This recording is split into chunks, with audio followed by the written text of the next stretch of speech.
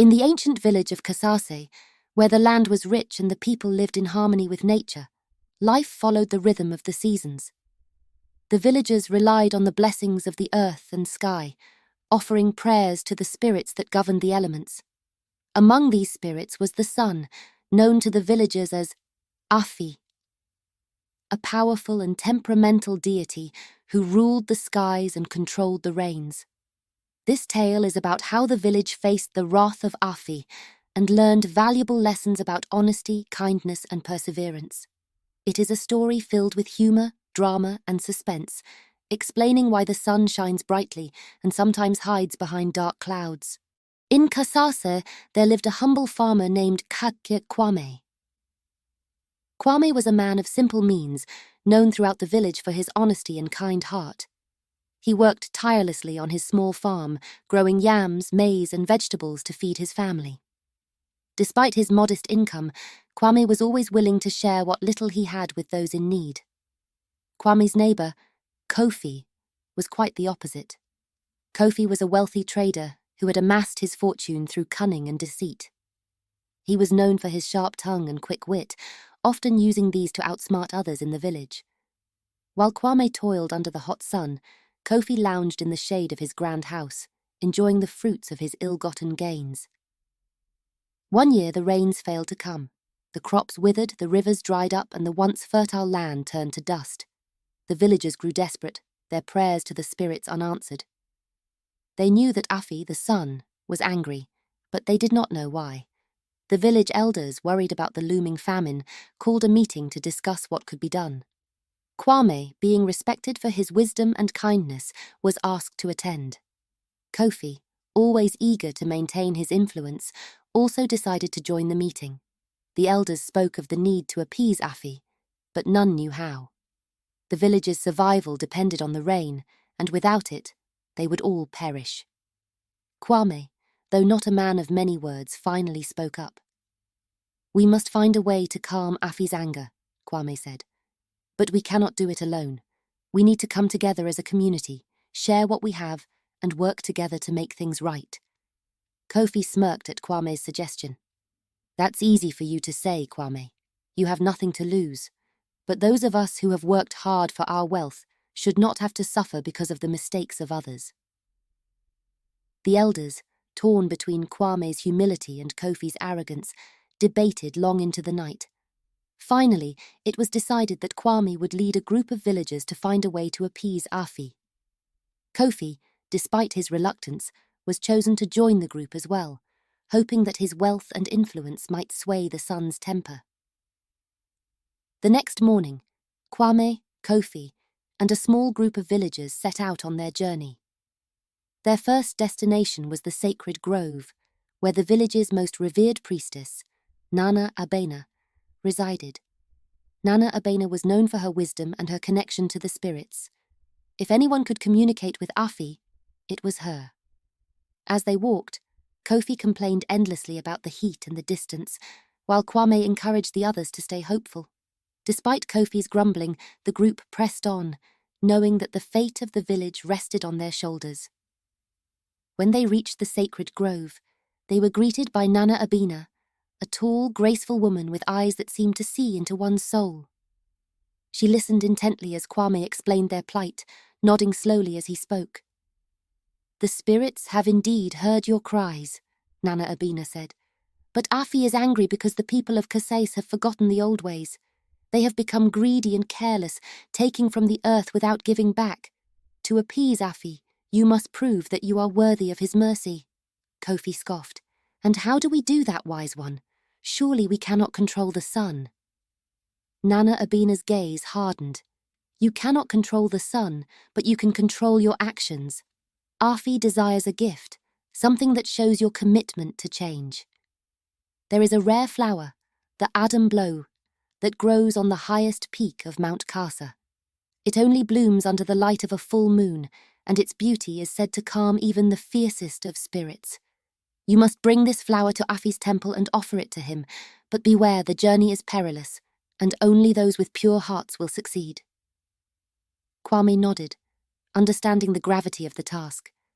Kofi, on the other hand, was less than enthusiastic, But knowing that his reputation was at stake, he begrudgingly agreed to accompany Kwame on this dangerous mission. The journey to Mount Kasa was long and treacherous. The path was steep, and the air grew thin as they climbed higher. Kwame, ever determined, led the way, encouraging the others to persevere despite the hardships. Kofi, however, was not used to such physical exertion. He stumbled and complained, blaming Kwame for leading them on what he called a fool's errand. One evening, as they camped under the stars, Kofi began to devise a plan. He knew that the Ardum blow would bring great wealth to whoever possessed it, as it was believed to have magical properties. If he could get his hands on the flower first, he could sell it to the highest bidder and become even richer. But to do that, he would need to get rid of Kwame. The next day, as they neared the peak of the mountain, Kofi put his plan into action. He pretended to twist his ankle, falling behind the group. Kwame, always kind-hearted, insisted on staying back to help him. "Go on ahead," Kofi urged the others. "We'll catch up." As soon as the others were out of sight, Kofi turned to Kwame with a wicked grin. "You're a fool, Kwame. This journey is pointless, and you're risking your life for nothing. But I, on the other hand, know how to make the best of a bad situation." Before Kwame could react, Kofi pushed him off the narrow path, sending him tumbling down the mountainside.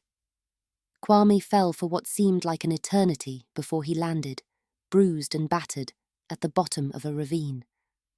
Kofi, believing he had rid himself of his competition, hurried up the mountain, eager to find the Ardum blow and claim it for himself.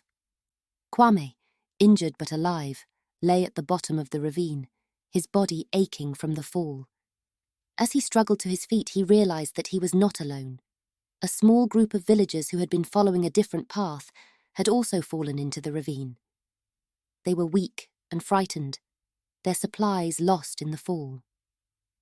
Despite his own pain, Kwame's first thought was to help the others. He gathered what little food and water they had left and distributed it among the group, saving the smallest portion for himself. He then led them in a prayer to the spirits, asking for guidance and strength. As night fell, the group huddled together for warmth, their spirits low. But Kwame, ever the optimist, refused to give up.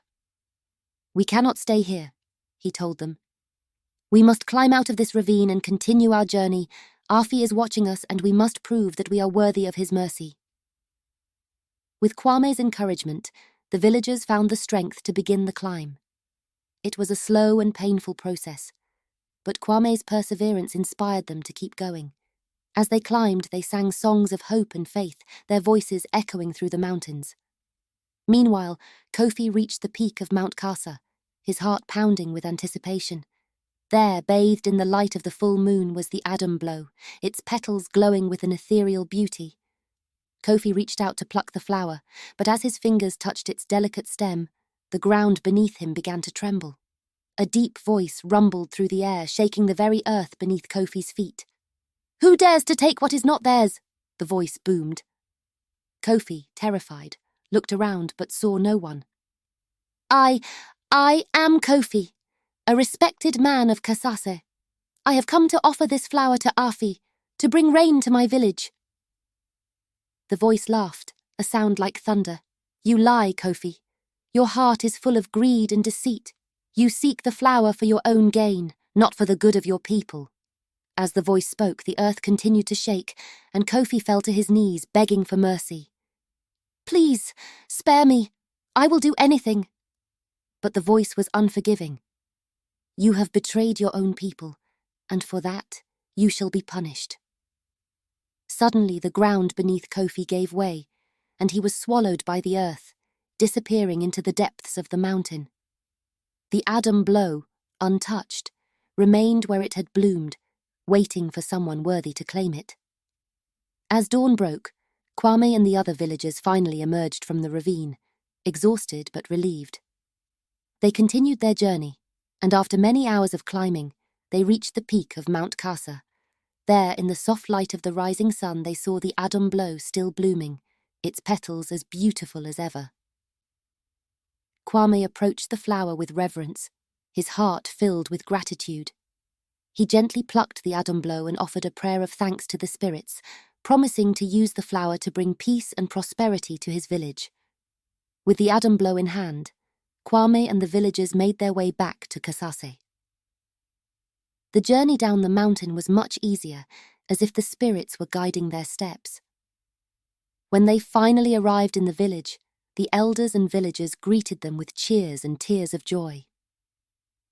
Kwame, ever humble, placed the Adumblo in the temple of Afi and led the village in a ceremony of thanksgiving. As they prayed, dark clouds began to gather in the sky, and soon the long-awaited rains began to fall. The villagers danced and sang in the rain, their hearts filled with joy and relief. In the days that followed, the village of Kasase prospered once more. The crops flourished, the rivers flowed, and the people learned to live in harmony with nature. Kwame's bravery, kindness, and perseverance became the stuff of legend, and his name was remembered for generations. As for Kofi, his fate served as a warning to those who would let greed and deceit guide their actions. The villagers learned the importance of honesty, kindness, and perseverance, understanding that these virtues would bring them not only the blessings of the spirits, but also the respect and love of their fellow men. And so, the village of Kasase lived in peace, with the sun shining brightly in the sky, a reminder of the lessons learned and the bond between the earth, the spirits, and the people who called it home.